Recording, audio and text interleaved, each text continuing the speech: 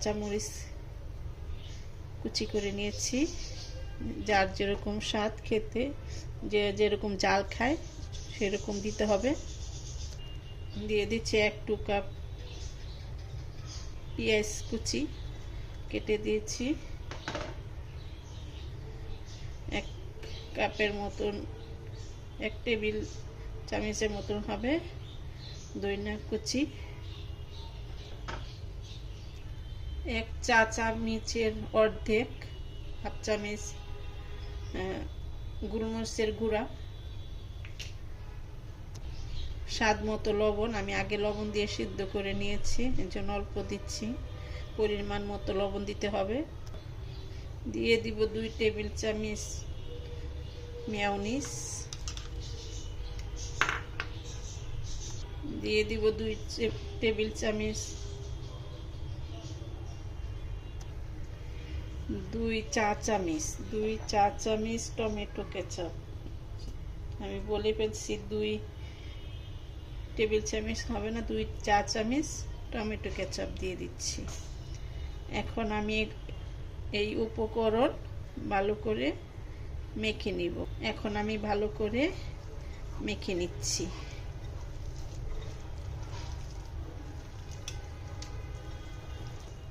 দেখুন আমার মাখানো হয়ে গিয়েছে। এখন আমি অল্প একটু মাংস দিয়ে বানিয়ে ফেলা যায় মজাদার নাস্তা। এখন আমি একটা ডিম ফেটে নিচ্ছি, ভালো করে গুলিয়ে নিচ্ছি। গোলানো হয়ে গেছে। আমি ব্রেডক্রাম্ব নিয়েছি, এটারে ছুরি দিয়ে কেটে সাইডগুলি ফেলে দিচ্ছি। সাইডগুলি কেটে ফেলছি।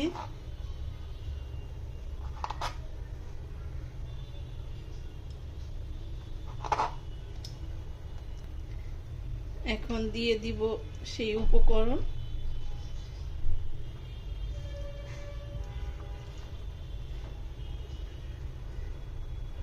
এখন দিয়ে দিচ্ছি। এখন ডিমের মিশ্রণ দিয়ে চারদিক দিয়ে একটু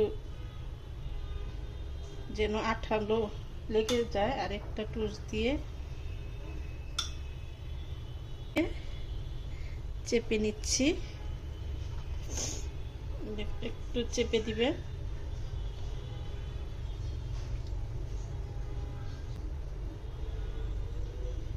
চেপে দিচ্ছি, এই তো।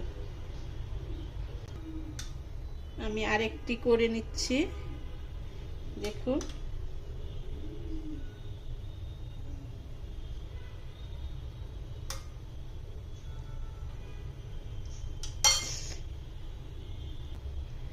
আরেকটা করে নিচ্ছি, এইভাবে করে নিতে হয়।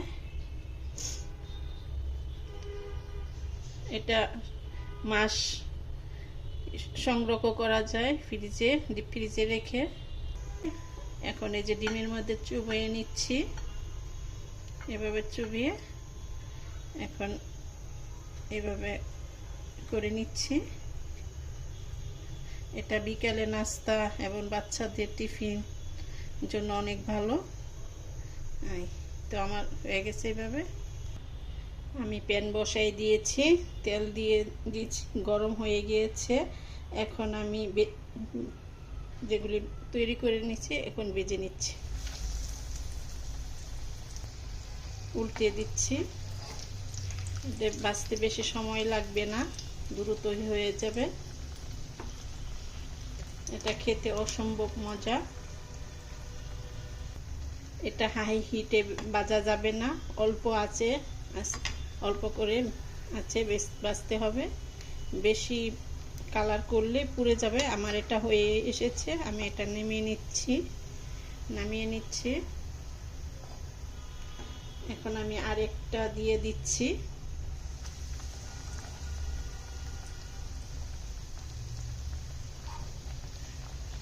আমার এটা হয়ে গিয়েছে।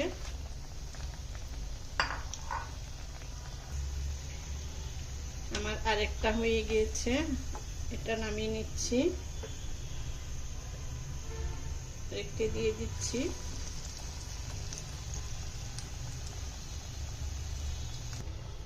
দেখুন আমার এটা হয়ে গিয়েছে, এটা খেতে অনেক মজা। আপনাদের যদি রেসিপিটা ভালো লেগে থাকে লাইক কমেন্ট সাবস্ক্রাইব করবেন। আমার ইউটিউব চ্যানেল আছে, সেটাকে সাবস্ক্রাইব করবেন।